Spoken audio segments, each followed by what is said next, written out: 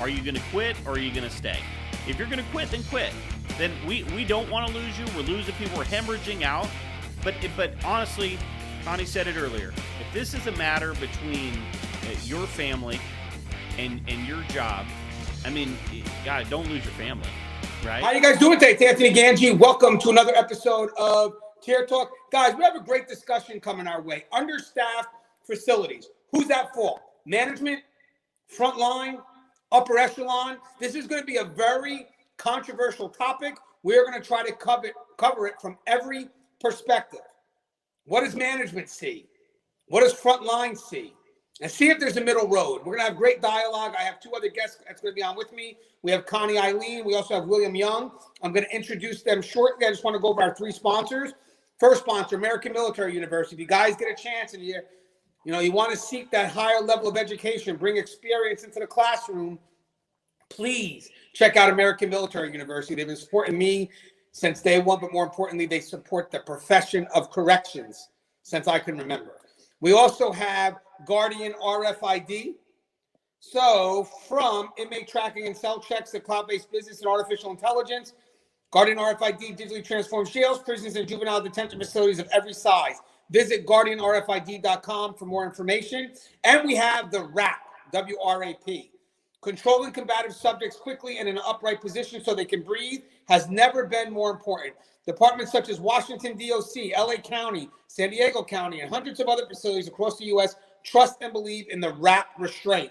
Go to Safe Restraints, with an S, saferestraints.com for contact information and mention Tier Talk to receive instructor training at no cost. Lower liability for your facility and your personnel with the WRAP. Give the WRAP a call today, 800-WRAP, that's W-R-A-P, 911. If you guys are unfamiliar with the WRAP, in the description there'll be a link to a video that will show you exactly what the WRAP is. Now, without further ado, let me bring on my two other guests. First, we have the author of The Cage vs. Cocoon and a podcast which she does solo and doesn't invite anybody on, called The Fly Behind the Wall. We have Connie Alleyne. Connie! Oh my goodness. Hi, everybody. I am not going to engage Anthony on his stuff today. I am the founder of the Civilian Corrections Academy. I am also the podcast host of The Fly Behind the Wall, which, let me be clear, I have not recorded a single episode because I am always available to Anthony for the podcast that he would like for me to do with him. So let's be clear on that. Yes, and I'm also the author of The Cage Was Her Cocoon. So I'm looking forward to having a good conversation tonight. I mean, I think honestly, there's just so much going on with staffing throughout the nation. Really being a part of this whole Civilian Corrections Academy situation. I'm talking to people who I'd never talked to before in so many different states. And understaffing is probably the top thing that we talk about. So I'm definitely looking forward to seeing where this dialogue goes. Yeah, and guys, I'm going to be honest with you. So the dialogue that we have is never really prepared. We're just going to see each other's perspective. But I do have some areas that I want to cover that I believe do relate to an understaffed facility. So we're going to be talking about culture, the change and where corrections is headed. So there's a lot that we have to cover here. And I believe it's going to be a very interesting dialogue, but it's not going to be a quick dialogue. But bear with me, because in the end, we're trying to find a middle road. And this comes from understanding each other's perspective. Now, we also have, again, the author of Home Becomes a Housing Unit, When Home Becomes a Housing Unit. And we also have the author of same book, same author, different book, The Nothing That Never Happens, and a YouTube influencer. He has a channel called Just Corrections. And he also has a better studio than me, William Young. It's not. It's just that's where my wife put me. I'm actually in my son's bedroom, using his lights, and he's gonna have to come do his homework here in a little bit. So, well, just to show you, I'm in my freaking basement next to a water heater. No, I've been worried about. You said you moved, but I was worried because I feel like I need you to hold up a current newspaper because I'm not sure if you're actually alive still or if you're being held hostage or so. I'm concerned. I'm concerned. This is all recorded. Yeah, so no, thanks for having to come on. Listen, there are a lot of different things we could talk about. We kicked around talking about different topics over the last couple of days, but I think that the beauty of the show, the beauty of the dynamic of your panel, and the way that Tier Talk always presents information is to see all perspectives, is to try to bring all of that together so everybody has an understanding of what everybody's thinking about, and kind of where everybody's head and heart is at as we move forward, and try to present a little bit of information, maybe some survival tips, and maybe some ideas on how we can handle some of these concerns. Yes, that's going to be the key. Let me get Connie back in here now. There we go. So guys, I mean, obviously we know that understaffing is a major issue. It's something that's happening across the country right now. Not even just across the country, guys. I mean, I've had people hit me up from Australia, from Canada, dealing with the same concerns. And I was joking with Will before because I feel that there's so many changes that are happening to the criminal justice system that people are looking to get rid of prisons and jails as opposed to investing in them, because we still have to maintain the work that we do. Obviously, the protecting of the public safety and security. So I felt like we're like a store going out of business, and nobody wants to invest into what they consider is a failing store or a failing market. But guys, in the end, we have a function that there's no way to replace it. So we have to invest money and we have to take those initiatives. But right now, if you look at what's happening across the country, there's no doubt in my mind that corrections is like the last on everybody's mind until, based on emergency reasons, it becomes the first, because obviously something happened that threatens the safety and security, and not so much of the people inside, but the people on the outside.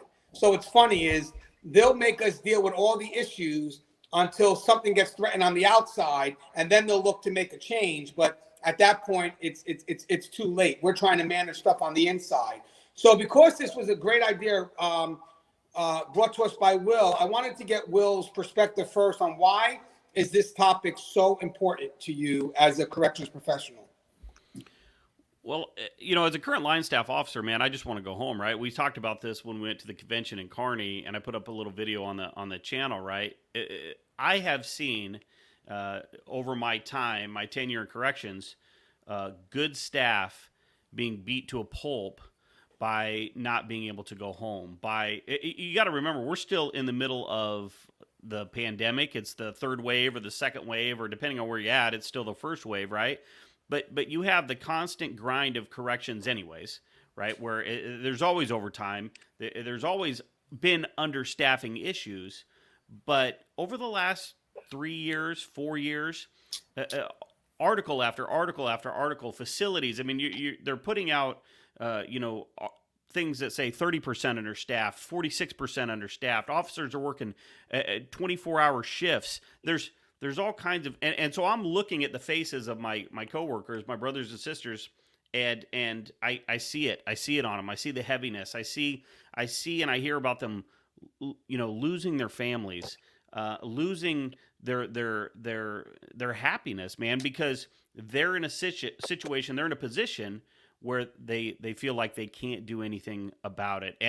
And right now, probably the last 18 months, and then the last few months, definitely, there's been this push for staff wellness and mental health, and we care about our staff, and how can we make this profession, this place, more desirable and lessen the impact that it's going to have on you as a person and have on your family. And so I think that now is part of that discussion, is to have time, like, you said in the intro, who's to blame? Well, I think that this is such a complex question. There's so many moving pieces to this. I don't know if we can lay blame anywhere, or if tonight we'll even come up with any solutions. But the way that you get to the root of any problem and be able to move forward is to have an open dialogue like this. And so that's why I feel like I got to talk about this. Yeah, and what's great about this, though, Will, is that having this open dialogue does get a perspective that's not so myopic, because obviously I want people to know that there is good management out there fighting the good fight, but sometimes they're getting generalized with maybe that one bad person who is a manager. So now that I have a problem, let's say Gangi, he's my supervisor, I'm just going to label him by department and now label the whole department as a concern. And you touched on something so good that I want to make sure that we touch on this later, is that management may be a little limited in the incentives that can be provided, 100%.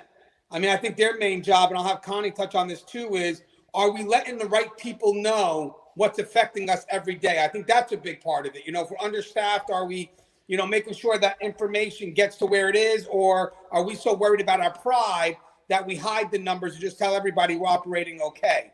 But I know one thing that we can try to do, but it's still tough, and you touched on it, we'll revisit it later, but I want to make sure that people get it because you said it just now, and I want to take that thought, is that I think when we're going through these rough times that we're going through, management may have some power in inspiring people to want to work. You know, they can make the environment something that has value, something that people, I mean, again, it's corrections, guys, but we do have a purpose here. Maybe there's something that management can do to have an environment that welcomes people, so people at least have a want to come to work, some type of motivation that eventually inspires them to, you know, we can get through this together, as opposed to, man, we're doing this separately when technically we're all dealing with the same things. The concern is that the front line's being overwhelmed with getting mandated, which is crazy, but then you have management who's getting overwhelmed to have a facility that can operate. So Connie, what's your thoughts on what we've touched on so far? So I completely agree that we cannot necessarily lay blame. I don't think there's any one space or place where that blame could be laid. I do feel, though, that I think from a management perspective, there's a way that we have to be able to create that environment, even though we can't necessarily systemically change sort of the pay, or you know, maybe we can't change that it's a prison or a jail, right? But like, I think we can be more mindful about the way when we implement sort of new policies, procedures, directives, like the way they impact the staff, right? Like, because sometimes there may be this feel like on top of the job being harder, management is making it harder on us, right? Like, and I don't know that we do our best in sort of communicating where these changes are driven from, and there's this feeling like they don't understand that this is making the job harder, right? So like when we think creating an environment where folks want to work, you know, I think of what are some of the barriers to us actually creating that environment. And many times there are things that we don't necessarily have control over from a manager perspective. But I think the flip side to that, though, is that, you know, we all have a right to make the decisions that are best for ourselves and for our families. And oftentimes we try to stay true to, you know, the work obligation and what have you. But when it's a matter of losing my family versus coming to work today, like people are choosing their family, right? And granted, there are some people who may be manipulating the system, but when it comes down to it, like there's a lot that we're expected to sacrifice in this space on top of not necessarily feeling appreciated. So I think, you know, as we try to unpack all the stuff that's here, we want to just really see both sides of this. And I mean, I dare I say, there are some things that we could do to try to help it to be better, but we are also at that breaking point where some people just don't want to do it. I don't want to, like, I've done enough already, right? Like you think about that one person who's your star person and you go to them for everything, right? Do we not realize that that star person is getting burnt out? That star person is tired, right? We need to find another star, right? But like, it's really just being mindful that we are in a space where we're probably at that breaking point. And as an institution, we need to figure out how can we sort of create a space where staff feel safe, but also where they can get some reprieve from the environment. Right. And one of the things that Connie's touching on that I like to definitely touch on, will touch on, is one of the things I know we could do as management, because we all know that we need greater incentives. But again, like Connie said, there's certain things that we're limited in doing. But one thing I would like to say is our approach to our front line during these tough times, how we communicate them, how we give out these levels of expectations. We have to understand where they're coming from as well. The last thing I want for me, and I can just imagine if I'm going through this, that my manager comes up and I'm saying, hey, man, I work 3 doubles. I'm just tired. And I'm trying to get you to do a 4th. But the last thing I think any manager should do is like, well, you knew what you were getting into when you took this job. All right. You know what? In the end, that's not doing its keg. And I'm going to tell you something. When people are going through this shit, management needs to know people are looking for a reason to quit now. They're not looking for a reason to stay. So when you say stupid shit like that, and then you expect that person to stay motivated and stay connected to the profession, because here's the sad thing, Will, and tell me if you agree with this or not. So I try to paint up this picture. Will does, Connie does, Russ, we all do, of this great profession. And we work our asses off to do that. The sad thing is it only takes one person that can make this profession look like shit, because we generalize that. So, I hate this profession. Why? Because of this one manager. So we have to be careful if we're that one manager and we're responsible for people that, getting them to hate the profession when we need them the most. It's like, well, people are leaving in droves. Yeah, well, let me be honest here, sir. Your remarks about, not even being empathetic, but just like you knew what you were getting into, and just stuff like that really enforces this authority. When right now we need a little bit of compassion in our leadership because of what we're going through. That's what's pushing people out. I mean, you're blaming, staff, and Will's going to touch on this, on Frontline. Is that fault for facilities being understaffed? No, it technically there's a balance here, but some of it comes from how we're treating the front line during these extremely tough times. What's your thoughts on that, Will? I couldn't agree more, man. And you're right that it's we're not talking about some huge, gigantic gesture like people. I understand that I work in a jail, right? I understand that I work in a correctional profession where things are dark and dingy and violent and shitty things are going to happen. And yeah, I understood that overtime is going to be a possibility, but knowing that and saying that, think about it this way. You have this cousin who's dating this abusive drunk piece of shit, right? And you know that he's an abusive drunk piece of shit, but your cousin's not going to leave the guy. Do you go to her and say, well, sorry you're in the hospital, but you knew he was a drunk, abusive piece of shit? I mean, people don't say those kind of things because that's not how people should treat each other. And so get rid of, if you really care about staff and if you really care about moving forward in this kind of conversation, you have to get rid of those things, right? I know where I work. I know what I signed up for. I am one of the few that believe that this career, this profession is a calling, right? That I didn't sign up when I was a little kid to be a correctional officer. Corrections came and got me in life and said, hey, we need you. And that's what I do, right? And I'm too far in to go anywhere else because this is me. This is what I want to do. These are the people I want to work with. These are the people that I want to help, right? And so, but here's what happens. You take, and I've seen it, I touched on this earlier, but I've this conversation is out there all over the place, and management says, well, you guys got to come to work. Just come to work. If you didn't call in sick so much, I just read an article. New York Department of Corrections is hiring telemarketers to reach back and to try to get people to come back to work. And one of the reasons that they say they're down thousands of officers is because officers are calling in sick. It's like, that may be a piece to that puzzle, but I say, why are these officers calling in sick, right? If you take a guy who's been a correctional officer for 12 years, guy or gal, 12 years, 15 years, 5 years, it doesn't matter. Stellar employee, on their game. We're talking Russ Hamilton level, hypervigilance here. And then all of a sudden they don't give a shit, right? Their paperwork's sloppy. Maybe they're running into some disciplinary issues. Maybe they're not coming to work anymore. Don't say that person got lazy.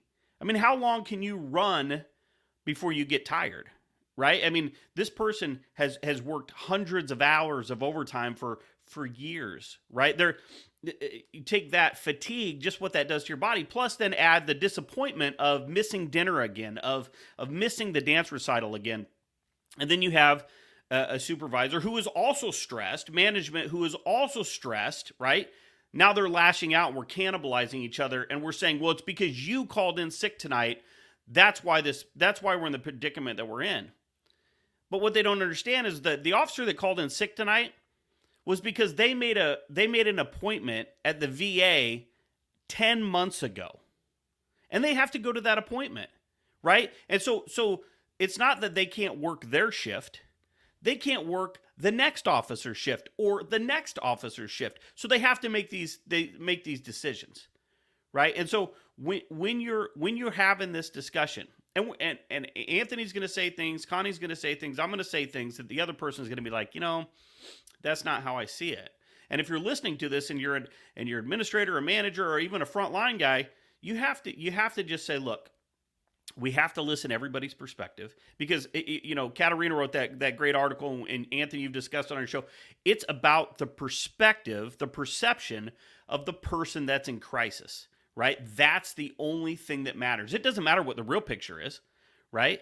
The bottom line is, I haven't read an article, and maybe they're out there, of a facility that said, man, we're sending people home. We have so many applicants, we don't know what to do with. It's just over and over and over again, people are leaving because right now, look, nobody wants to work corrections in the first place unless you're called, unless you have it in your heart to work corrections, right? But so people aren't seeking out this profession, especially in this culture of anti-law enforcement and all this. So you can't force people to get there. Nobody's saying that management, is needs to bring people in. They do, but that's an impossible job right now. But we're saying the people that are there, you have to just show them just a low level. Give me a free hot dog, just a low level appreciation. Tell me thank you. Ease up on the ride. Whatever you got to do. But there's if you go back to these facilities and you look at the body of officers, right, the men and women that are vested, that have it in their heart to work in this profession, and that are too, like Connie said, choose my family over choosing my career. Well, man, that's a delicate balance sometimes, because this career provides a great life for your family, right? And when I've spent 20 years inside of a correctional facility, what are my skills, right? Am I going to go deliver packages for Amazon for half of what I make? And so those are the choices. And then the perception is that I'm stuck, that I'm a hostage, and that I can't do anything about it. When you remove a person's hope, bad things happen. You have this feeling of being trapped when you are in an environment that you feel is not in your best interest, but like Will said, you make just enough. I'm not going to be able to make this anywhere, so now I have to deal with whatever this is. But the concern is that these are usually your most senior officers. They tend to be the most loyal, but they also feel trapped. So your most loyal become disenfranchised. So, if you're not even taking care of them, they're not spreading the good message of why people need to maintain or stay in this profession, because they're disgruntled. They don't believe in the system anymore. And as we said, they make just enough to keep them. But again, they have that feeling that they're trapped, that they can't get out. And now the people that could spread the good word to help people in this profession are actually doing just the opposite. Because technically, they're probably telling the rookies, if I were you and I just started, I'd get the hell out. And it makes sense, because if that was them, they'd be doing that. But they'll be saying, and I've seen it happen, guys, but if you're going to make this decision, don't wait 10 years, because at that point it becomes harder, because you're right. The amount of money that you're making now becomes a necessity, because a lot of us aren't working in this profession because we want to. We're working in this profession, like you said, Will, like Connie said, because we need to. So when we feel trapped, it's because we don't want to be here, but we need to be here. And what gets us upset is that we're already on this cliff. So we're either going to have someone pull us in, or we ourselves are going to jump off, or fortunately, sometimes we can get pushed off. So when you have management that deals with these employees that don't realize that the ones that are most loyal feel hopeless and feel trapped, if you say the wrong thing, they either jump or you yourself push them off the cliff. Connie, what's your thoughts on what Will was touching on? I mean, that's just really it's a reality, right? Like I feel like we are really in that tough space because when you feel trapped, right, you are looking for a way out, right? And sometimes that way out is FMLA, right? That way out is workers' comp. And unfortunately, that way out, the opportunity presents itself more often than not, right? So it would be great if there was like, I'm not going to get hurt at work, so workers' comp is not even an option, right? Like, oh, I get ample days off, so I don't need FMLA. I don't have no reason to be out of work. But like, we give reason for people to be out because they want a day off and they can't get it, or because this is their third mandate and they're exhausted, and that's just not sustainable as human beings. Like, our bodies need to rest, right? And so I think it's that feeling of being trapped and like they say, right, like when people are trapped, they're more inclined to high risk behaviors, right? And so what do those high risk behaviors look like for us, right? So that does look like, I'm going to need to get out of here. I'm going to figure out how to get out of here. We're talking about people who are trying to cope with this harsh reality of life, which is I'm in too deep, right? Or anything I do right now could jeopardize my future. It could jeopardize my retirement. Like, and so it's sort of that rat wheel, right? Like you keep running on that wheel and you're going nowhere fast.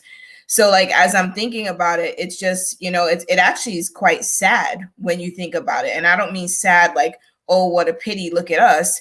I mean, sad in that, how do we establish a way out for ourselves? How do we make sure that we don't get to a place where we feel like it's that place of desperation, right? And like, how often or how much communication do we have to give to our upper management for them to understand our positions, right? It isn't just we're just whining. It isn't just we're lazy, we don't want to work. It isn't just, oh, we just hate this job. It is the realities of the job have become very hard to bear. And so when the burden becomes too heavy, what happens, right? Something breaks your back at a point. And it's kind of like, okay, that one more overtime. I'll never forget. I had someone I worked with that he did a double. He worked his regular shift. He worked the next shift. He got banged again. And then he's driving home, falls asleep, and dies behind the wheel. And so how many of those instances have to happen when we acknowledge that what we're doing is just not safe for our staff? And how do you go to that widow and apologize? We're so sorry about what happened, right? When we didn't do anything to protect that person from being in a situation where that would possibly happen. So, I think that it's great for us to have this conversation, but I think it also matters that we acknowledge that there are some significant issues in our system that we can't just say, oh, it's an issue, but this is just what we got to do. I don't believe that we're at a point where we can brush it off anymore. Yeah, and by the way, we kind of touched on this before. Understaffing is a symptom of bigger disease. Before we get into management's perspective, I want people to know, just in general, that there are good managers out there that have the conflict of, I want to take care of my staff. I want to have this good connection, but I'm also being pressured to run a fully operational facility. So the thing I have for this is that good management every day should be documenting those concerns and documenting the adjustments that have to be made to keep the appearance of a fully active facility. The last thing you want is management to kind of be invested in their pride and cover it up when people from the outside are trying to look in. Hold on, let me I don't know what happened. Lost it for a second, but I'm sure she'll be back. So the thing is, we do have management that knows that their hands are tied, but they're trying to do their best to balance morale with the fully operational facility. And sometimes I don't think that the front line may see that effort. All they see is the outcome that I'm being mandated. And then obviously the first person they blame is the person most immediate to that decision for that person to be mandated, which could be the sergeant, the lieutenant, the captain, the administration. But what we may not realize behind the scenes is that maybe administration is trying by, taking note of the overtime and how you could save money if we did this and did that, and just trying to let staff know, I got you, but the funny thing is they may not be able to put that on Front Street. Their job is basically, you got to carry this out.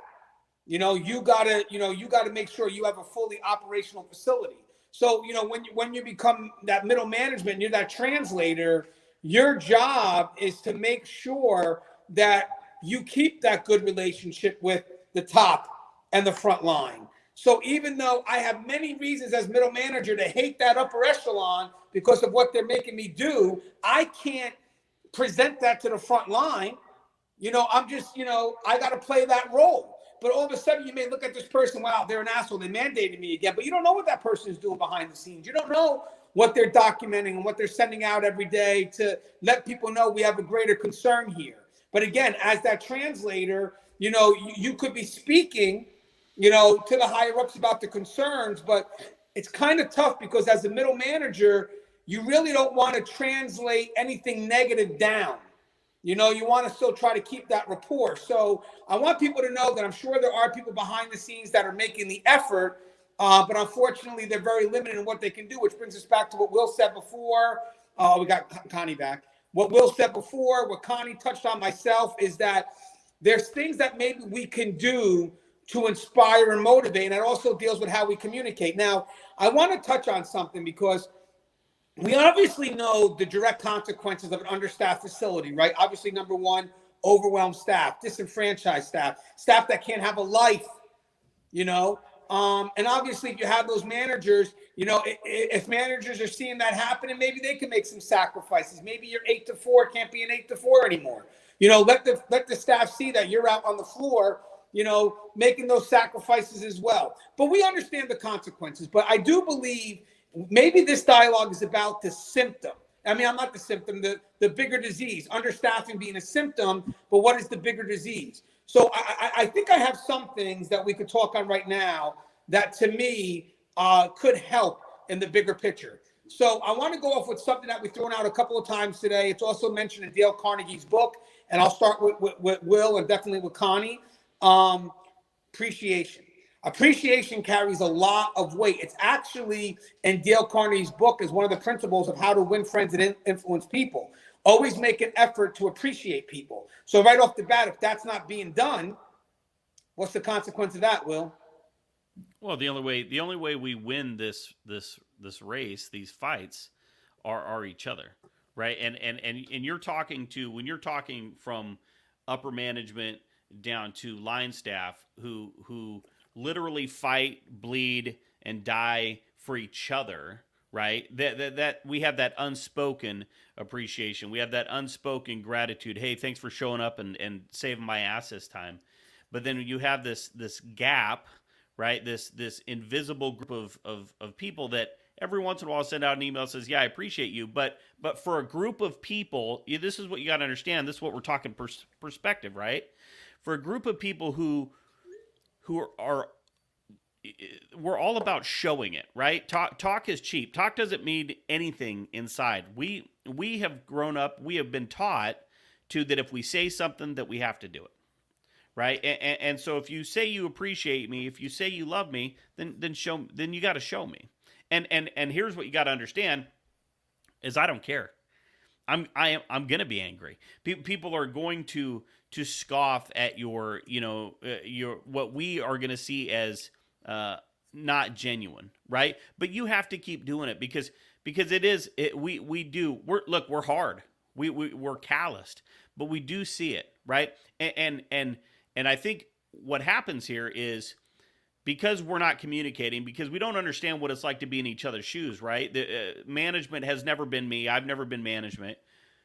So I don't have an appreciation for the things that they're doing. They don't have appreciation for the things that I'm doing. And so it causes anger. It causes disillusionment for both people. I talked to a jail commander a few weeks ago who had they did a survey and they asked, what do you guys want? How can we make this a better place? And people said, look, the break room is filthy. you know, if you, geez, could you just, I'm sure snarky, right? Just clean the break room. So she said that on her own time, she grabbed the mop bucket, she grabbed the chemist, she spent hours down there scrubbing on her hands and knees, cleaning the break room. And she said, you know, that was 3 weeks ago and nobody has said thank you. And she was pissed. And I said, nobody's going to say thank you. Nobody's going to go to you, right? Like it's like maybe it's our code, right? I'm not going to go and say, hey, I appreciate you mopping the break room. Thank you. You know, but I told her, I said, trust and believe they do appreciate it. There is conversation. Somebody did make a snarky comment about, oh, look at the break room's clean now. And somebody else said, you know what? Then if you don't like it, don't come in here.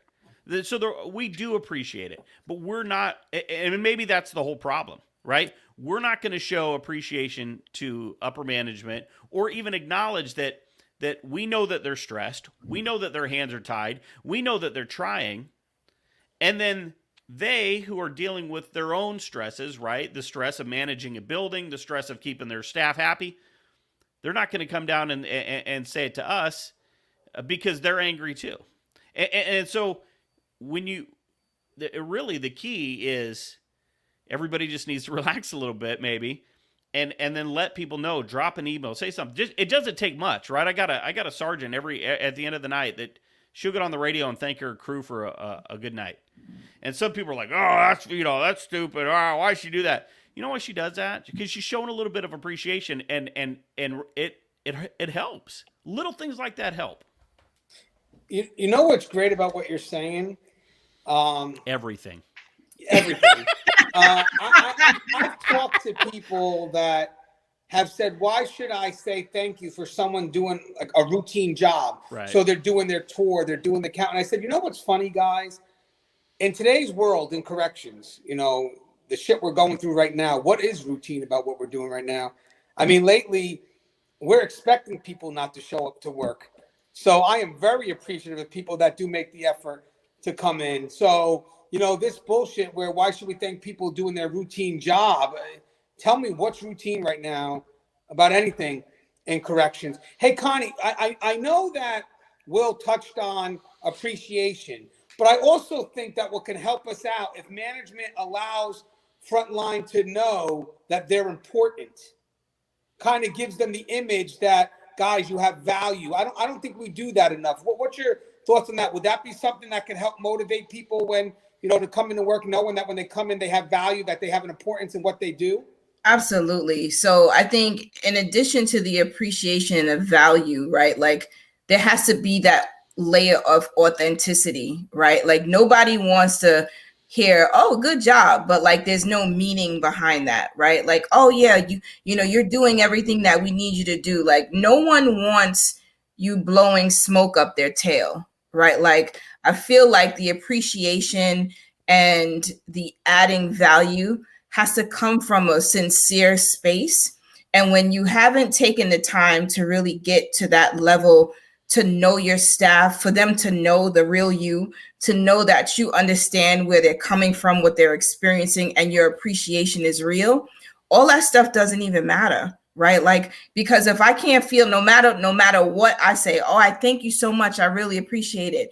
You have to be authentic about where that's coming from. And your people have to know you well enough to know that this is coming from a real place and not from a political place, right? Because like the politics is like, oh, tell them they're doing a great job, right? You know, like how many people are reading these books that are telling you, you know, how to make your staff feel good, right? Like we want it to go beyond that. We want to really feel like we appreciate it. And so the appreciation, yeah, I get it. You know, the thank you doesn't really sound so like you really appreciate it, but a thank you is better than nothing. So I think the acknowledgement really matters, but like acknowledgement with specifics, like, Will, you know what? You held it down the other night. So-and-so we had all these call outs. You were here. Here's what you did that I thought was great. I really appreciate that. Right? Because that goes beyond the general, I don't really know you, but I'm going to say thank you, to I know what I'm thanking you for. I'm showing you that I've seen you, I see you, and I'm appreciating you. And I think it just has to go a step further than just oh, thank you, right? Thank you for what? Like, what did I do that you're appreciating? How am I adding value, right? Because I think that's where the connection is. That's where the relationship is. That's when I feel like I am visible because you see what I've done and how I've tried to help out. Yes, and guys, the other thing about this is the reason why we're having this dialogue is because I think that there's some things, as I said, that management will have trouble doing, but these are things that we could do that could make the environment a little bit more welcome for those. So again, having that appreciation, having that level of importance spread down to those individuals who are stepping up and coming to work. And I like what Connie said, being specific with that, so they know how to apply it. So it doesn't feel like it's a generalized, oh, this person's appreciating everyone. No, he's appreciating something specifically for what you did. That means that person that came down and spoke to you knows what you did. You know, that's the big thing. I mean, sure, I like what even Will said about the, you know, is the appreciation sincere? It's sincere when it's specific, because it hits specifically to the person who is stepping up and doing those things. So one of the things I want to talk on too, guys, we have a few things we want to talk on. We're hoping that people listen, is we got to change the culture, pushing the reset. Now, guys, be honest with you, Cussie's not the only person that's dealing with understaffed. We also have civilians as well that are overwhelmed with work and just kind of caught up in doing tedious work that's pulling them away from what their chosen profession may be.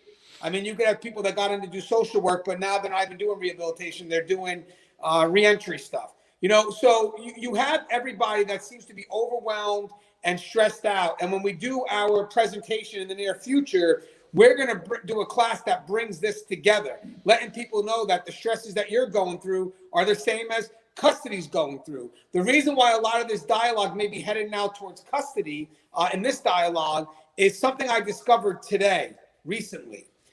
So me and Connie always have discussions on role ambiguity. And it's role ambiguity for civilian staff, because at first we're thinking, you know what? It's tough because they're being introduced to a world that's defined by safety and security, and they have to kind of figure out their way, navigate their way, and hopefully they build connections with custody who can be a compass for them and guide them forward, right? But with the shifts that are happening in corrections and there being that lighter side of things, custody doesn't know what their part is anymore.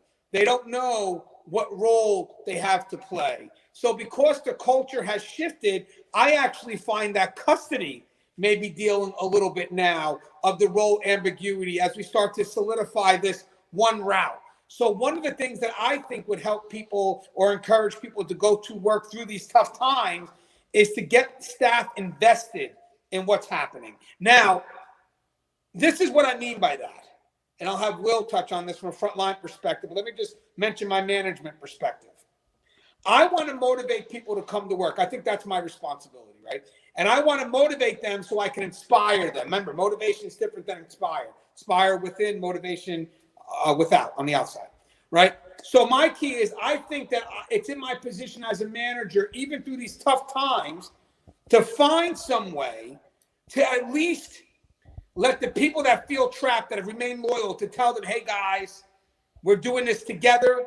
We're, appreciating, sharing that value, getting an understanding of where you're coming from so we can move through this together. As manager, I'm not looking to impress, because that's from a distance. I'm looking to create an impact, and that's walking right next to you, right? So my big thing right now is, how do I let you know that you're important, is by having you invest in these ideas. But here's what I do want as a manager.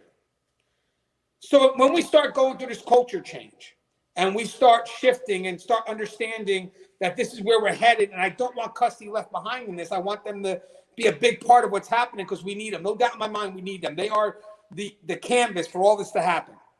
But with that said, the biggest concern that I have is that I have to find a way for them to adjust into this changing world, and let them know that it's okay for them to make this adjustment. A lot of custody kind of lives on this extreme. And technically, believe it or not, guys, we have a very important role in the rehabilitation and reentry process. And that part is to really continue what's being set out there already by the program providers. So having them be a part of this and letting them know that they can be a part of it is a great way for them to feel that they're invested. But I want people that come to the table that actually want to make an effort to move forward. My biggest concern is when we get people that say, I want to be invested. Well, why? What's your thoughts? I want to tell people why we can't get it done. Well, maybe that's why you're not being picked as part of the team. You know, I mean, I get the concerns. Don't get me wrong. I'm not minimizing that. But when we are looking to move forward and evolve, and that's what's happening now, guys, with or without us, it's going to happen. We want people to go in and let's try to make this happen. And it only doesn't happen after an exhausted measure from everybody at the table. So the people that are invested are not invested to be an obstacle. They're invested to be a resource, a facilitator. So again, when you see that management is pushing away from your investment, maybe you could even ask, well, is your investment an obstacle, or are you actually sitting at the table trying to do something to push things forward? Because William, and you know this, we are moving forward. And if we don't get involved in this change, it's going to happen anyway. So since we've been doing these discussions on Tier Talk for years, and I've grown, I've evolved, we all have. Connie has evolved, you've evolved, Russ, we've all evolved. And Russ is in programming now, guys. I mean, if anybody's made a total 180, right, it's Russ the Hammer Hamilton, who now, you know, apologizes when he writes up people, I think. I don't know. I'm joking. They went too far with that one. I hope Russ doesn't see this. But the key here, guys, is that the reason why we tell you guys to get on board now is because there won't be a chance to later. So I think for management to get you invested and you see that if you're a part of the process and the outcome is great and we all get to share in that, man, that gives you a purpose, it gives you a want, and it motivates you to come to work the next day because you're invested in what's happening. What's your thought on staff investment, Will, and then Connie, if you want to cut right in after Will? No, I think what you said is spot on, and I think that the key to that is changing or altering or providing more training. And what I mean by that is you train, take me, you know, and you and Connie, we've all been in this profession a long time. And all I know as a housing unit officer is that there's another mental health professional at my door. There's another person coming in to see this inmate. There's now there's a reentry person. Now there's this, now there's that. But you haven't changed my training at all. I'm still taught to search out contraband. I'm still taught to seek out certain behaviors and stop them be the little things before they become the big things. But now all these other little kind of weird things are happening around me, and you haven't told me. Like a lot of officers are getting CIT training. A lot of officers are getting additional mental health training, and that's great, right? Because we need to know that the reason that this mental health person is coming in 4 or 5 times a week, the reason that this person is saying, hey, you got to shower this guy today, or hey, we have to put these pieces of paper on the window so you can read this inspirational passage. That all helps make our facility a safer place and gives them, because locking up people, throwing away the key, some people, yes, need to be, but most of them, hey, that rhymed, I didn't even intend it to, but most of them get out, right? Most of them, this is a little hiccup, they get out, and we want to try to provide them now with some skills to go. And so, but line staff feels like all of this is changing around them. Like nobody's asking their opinion. And I'll tell you what, we're so ridiculous. You know, one of the things that I've seen implemented all over the place is crayons. Giving inmates in segregation, inmates that I've fought with, inmates that have gassed people, tried to severely hurt people. Now we're giving them crayons. Now we're giving them markers. Now we're giving them incentive rec. We're doing all these things, and you haven't told the officer the research behind it. You haven't told them that, hey, I remember somebody talking about they had a really violent segregation unit. They gave the inmates plants to take care of, and if they got a misconduct, if they acted up, they took their plants. And after a while, the inmates were so invested in their plants that the violence was drastically reduced, right? But imagine being a seg officer, right? Like everybody's like, oh, and you just slammed your energy drink, and now some crazy person is bringing a plant into a guy you just fought. You're going to think it's crazy. But if you just provide a little bit of information and you talk about, the research behind it and the calming, you'll see that it makes it a better place. These changes are going to make our facilities better and safer, and then the community as a byproduct for that. But if you don't tell these old dogs, if you don't tell us the reason behind these changes, we don't know. All we see is that you're adding an additional threat, that you're giving them something that they can melt down and make ink. You're giving them something that they could stab me with later. Now you're putting this, this 23-year-old, mental health intern into my most violent housing unit, and now I got to protect her. And now the inmates are going to be masturbating when she comes in.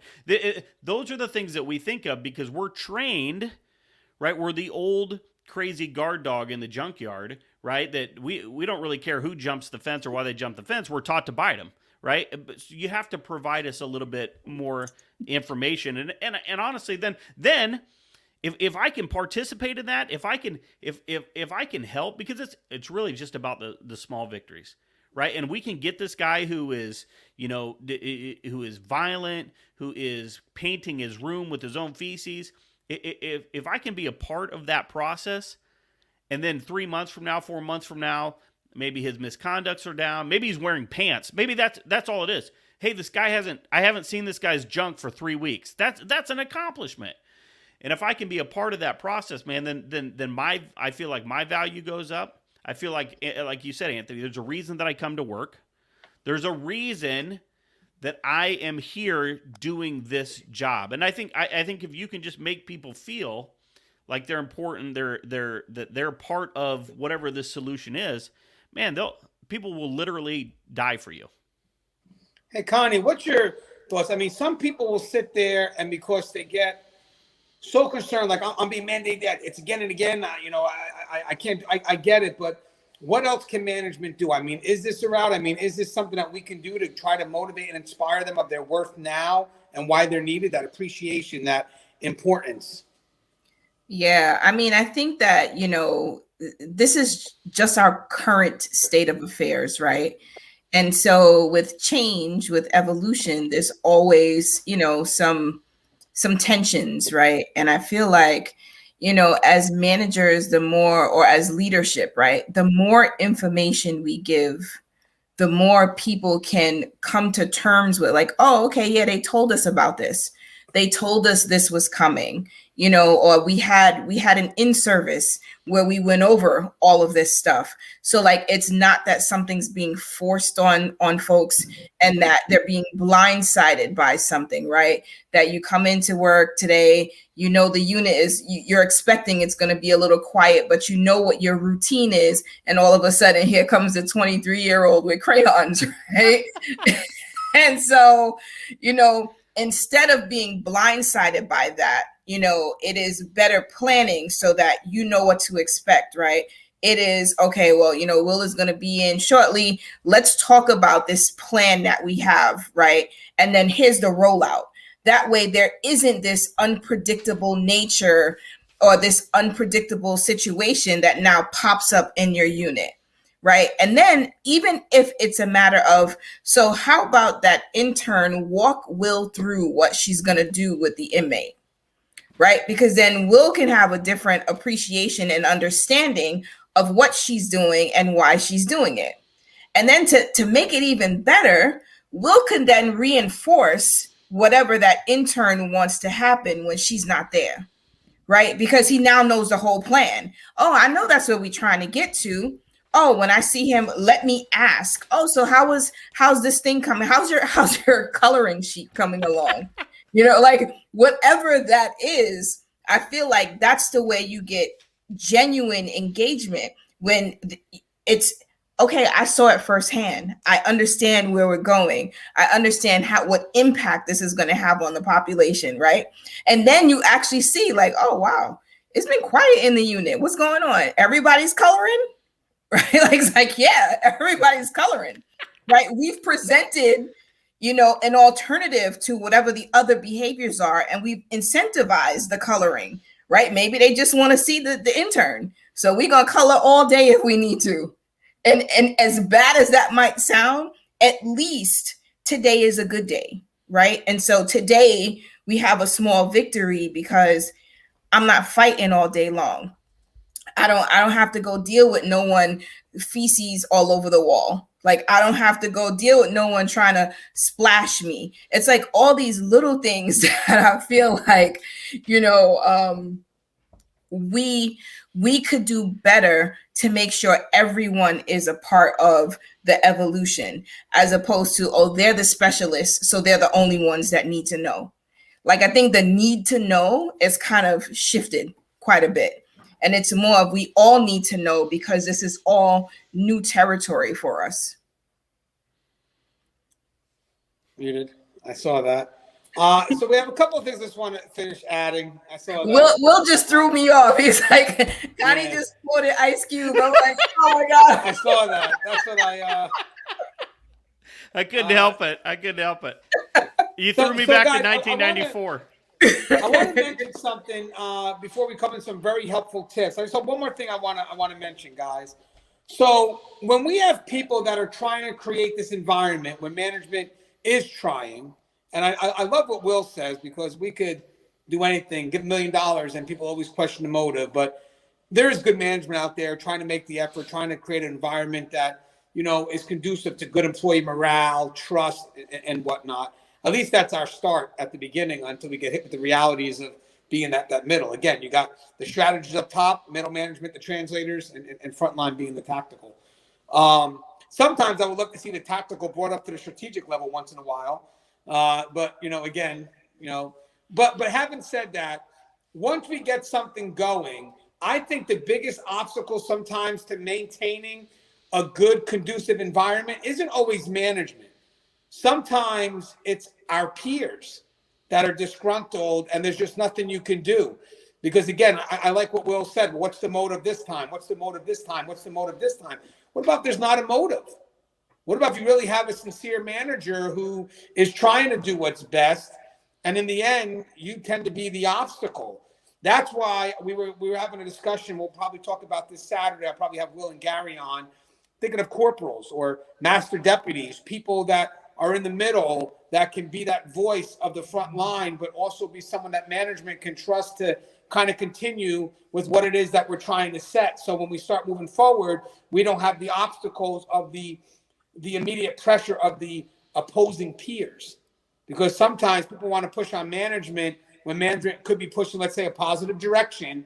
But then you have the peers that are kind of against it, and the people that want to move forward, they're afraid to. So now you have these corporals that could come in that can help push that positive message and give the people who want to move in that direction the support that they need, so we can maintain a good, healthy working environment. But the caveat or the context of the dialogue, again, guys, I know people will argue this, well, it's management. I'm talking about management you can trust. So that excuse of it's management, I eliminated that. I talk about management that you can trust, person that has a good reputation. Because the sad thing is it's bad when you're a good person. Let's say you represent admin, and you come in and it's like, well, Gangi's admin, yeah, but he's not like the rest of them. That's a hard for me to stomach, because it's a compliment. But is it a compliment? Where do I stand with that? So that generalization kills us. We need to hold people accountable. And then, if there's good people there, let's stop looking for the negative. Let's give this a shot. At the end, if we're having, if they're giving us a hot dog or some pizza, I'm going to eat it. And if there's a motive behind it, oh, you got me. But I still got a hot dog. Still got a pizza. I mean, you know what I'm saying, guys? Right. I mean, we really have to look at the individual. I think Connie mentioned it before, the reputation, and don't generalize to the negative. Try to see towards the positive. So again, we introduce a good environment, but we have to make the effort to maintain it. And I think that could be a good resource, something I'm still exploring. But I know.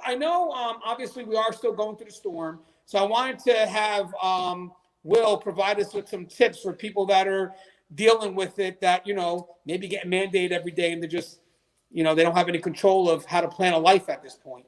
What's your thoughts, Will? No, you're right. I mean, the first, when I go and I talk to people and I teach or I lecture or whatever people want to say, my answer never is wait for management to do something. And so for me, the majority of the morale needs to come from your peers. It needs to come from staff. So when we're talking about surviving this storm, right? And what can you do to help? What can you do to survive yourself, to help your peers survive? Number one is you have to figure out, are you going to stay? Are you going to quit or are you going to stay? If you're going to quit, then quit. Then we don't want to lose you. We're losing people. We're hemorrhaging out. But honestly, Connie said it earlier. If this is a matter between your family and your job, I mean, God, don't lose your family, right? But understand that if you're having other issues, mental health issues, those things all go with you, right? So figure that out. If you're gonna stay, I'm gonna stay. Anthony's gonna stay. We're gonna stay. Okay. Now we have to get our mind right. Now we have to start thinking about it. The quitting is not an option. Leaving is not an option for whatever reason. So here it is. So now adjust your mentality. Now you have chosen to ride this storm out, right? You're George Clooney. You got Mark Wahlberg right next to you. You're going. We're all on the Andrew Gale. We're going together, right? Okay, so that's good. So here's what you got to do. Everybody right now is going to work overtime. You have to work some overtime, whether you come in before your shift or after your shift or depending on what your rules are. Find the people that navigate the overtime the best, that have the less impact on their life, and see what they're doing. Right? For some people, they say, okay, on my Monday and my Tuesday, I know I'm going to double because they can't keep me on my Wednesday, so I can plan a family dinner on Wednesday. Right? I know I got to take the hit. Find out, you got to pick your poison. Find out what days you're going to take the hit because you're going to have to. I mean, that's the main thing. And again, this is all mental preparation. You know what you're walking into, so you're ready for it, right? The next important thing to me, because I'm kind of a little bit of a fat kid, is get your food together. Get your food to something as simple as this article I read about Rikers Island said officers are working 25 hours and they don't have food. Well, prep, bring something in, bring snacks. When I come in on my Monday, people are like, "Are you moving in?" Well, I may be. I don't know. I don't know when I get to go home, so I'm bringing 4 or 5 meals, right? And if I got to break off something for somebody else because they don't have meals, then I do. But I'm not running out of food, folks. I'm just not going to do it. I need some comfort food. So do that. Bring more than you're going to need. All right. So get your mind right. Bring more than you need. Here's the other thing. You got to sleep, right? and I'm not talking about 7 to 9 hours a day for a normal adult. I'm talking about catch a 2-hour nap. Right? You can't always burn the candle at both ends. You want to spend time with your family, but you know you got to work. You stay up all day. Now you're pulling a 30-hour shift. It's not good, guys. It's not healthy. So you got to balance that out. Pick your poison. Know when you're going to take a nap. You're going to have to say no to some things, right? You've already decided you're staying, so this is what we got to do, okay? The other thing is do not work your weekends, your days off. If now maybe your facility can call you in, and there's nothing you can do about that. But if you have the ability to have a day off, take that day off. That is your time. That's the one time that they can't get you, and then maximize that time. Get off your couch. Go do something. Just don't sit there and watch Lockup Raw all day, right? Well, sit. You can binge watch Tier Talk and Just Corrections videos and all that. That's good. Right? That's information. But get off your ass, go do something, because when you do that, when you get outside, when you talk to your neighbors, when you go to church, when you do these things, you feel recharged, you go back in, right? If you're just sitting waiting to go back to jail, go back to prison, man, your life, it's going to be bad. You're going to be angry when you come back to work, right? A lot of this is just mindset stuff. And then the last thing I'm going to say is do exactly what we're doing right now, right? We're having a conversation.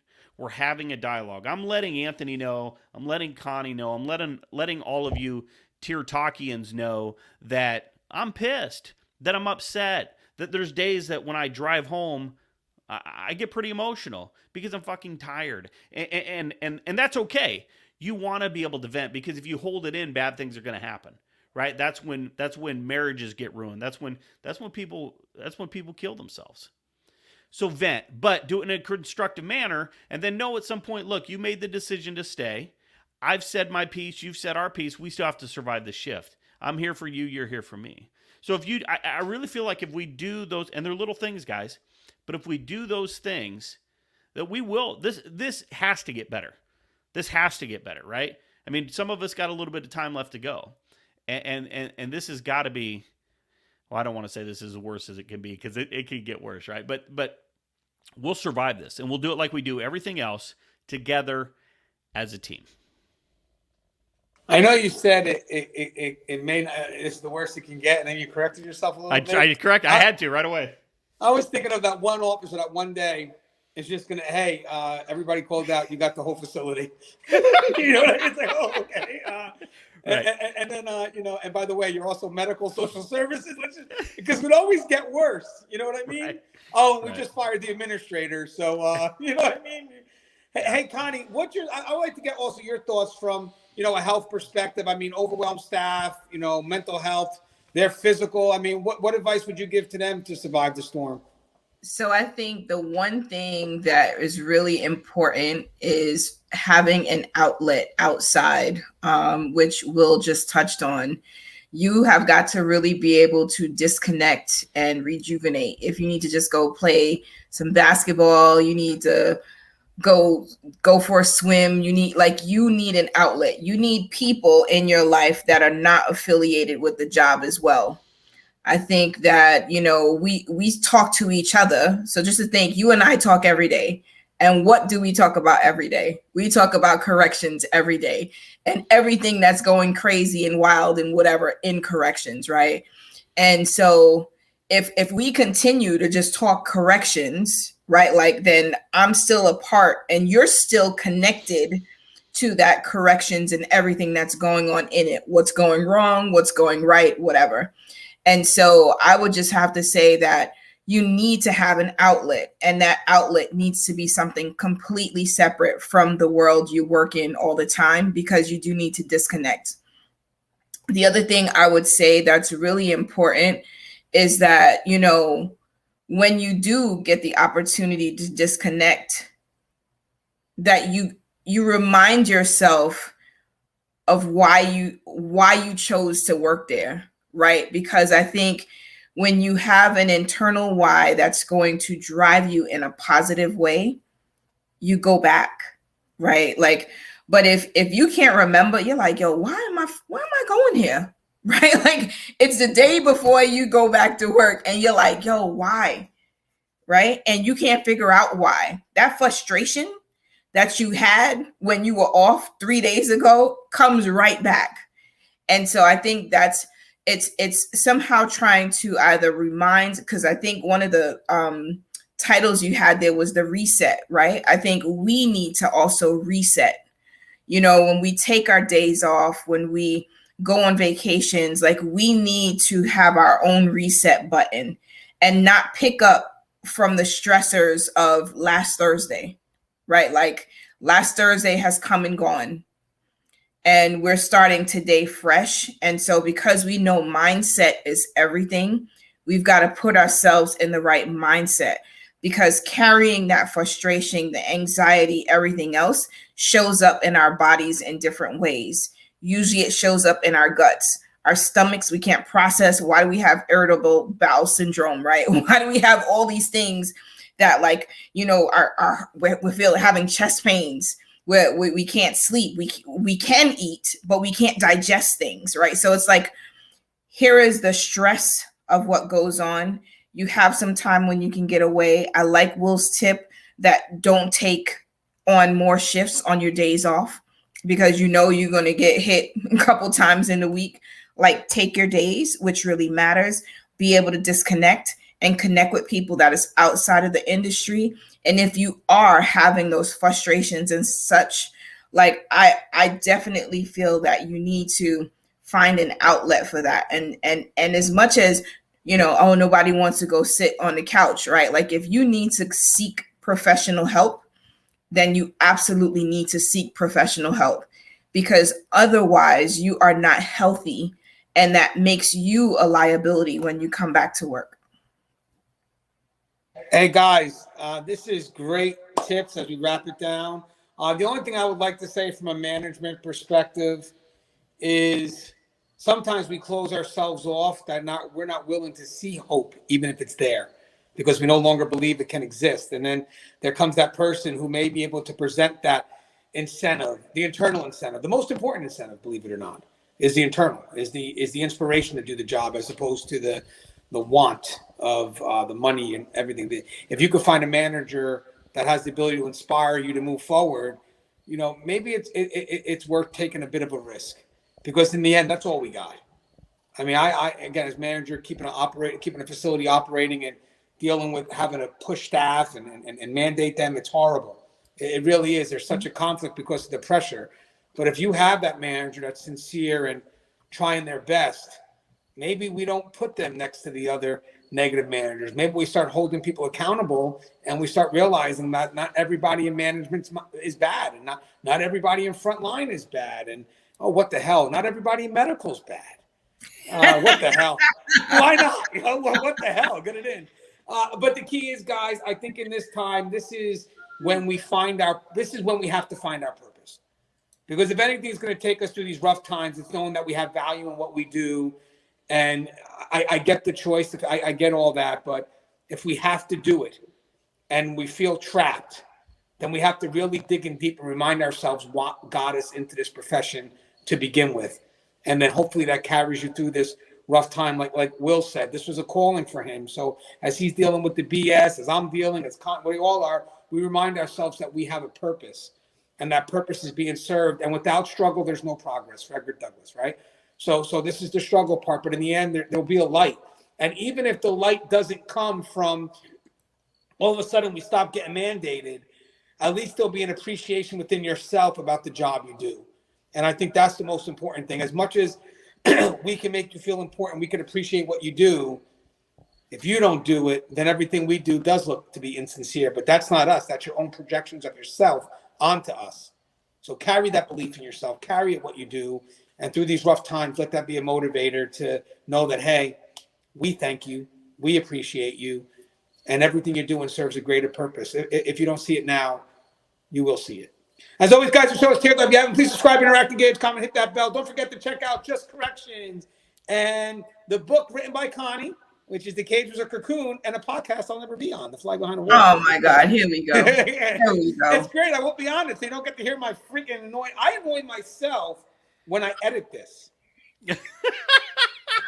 Because I tell myself, you could shut up. You said the same thing 20 times. But then there's that person that needs to hear it the 21st, so I let it go. And then we wind up having really long. Like right now, this show could have ended 5 minutes ago. Or 45 minutes ago. I've been ending my shows by asking people one personal question. So for those that stay in, I'm going to ask one. I'm going to do a William Young. Because William Young and me know how important it is to retain those viewers on YouTube, because if they don't say the end of the video, we don't get promoted. So first I'll start with Connie. And I'll ask Connie a personal question. And then I'll ask Will the same question. Connie, we asked this for Russ the other day. What is your favorite cereal? I gotta say Fruity Pebbles. I absolutely love Fruity Pebbles. I don't have it often, but I absolutely enjoy it. And you gotta eat it before it gets too soggy. Yes. Okay. And Will? Can I just say that when you did this the other day at the end of the show, and you were talking, I was excited, but I was very depressed because neither one of you guys have eaten cereal in a while. You had a medical condition. Russ is you can't get Raisin Bran or whatever the thing was. But I was like, man, I feel really bad for these guys.